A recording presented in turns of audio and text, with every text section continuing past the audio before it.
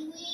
नानी सानंग जी हुई नानी सानंग जी हुई नानी साडेड जी हुई दादी साडेड जी हुई दादी साकुटे जी हुई काकी साकुटे जी हुई काकी साचीटे जी हुई चाची साचीटे जी हुई चाची सापोड़े जी हुई बेन सापोड़े जी हुई बेन सासरे जी हुई सेन सासरे जी हुई सेन सापोपट जी हुई पुफ्फी सापोपट जी हुई पुफ्फी माकोड़े जी मासी माकोड़े जी मासी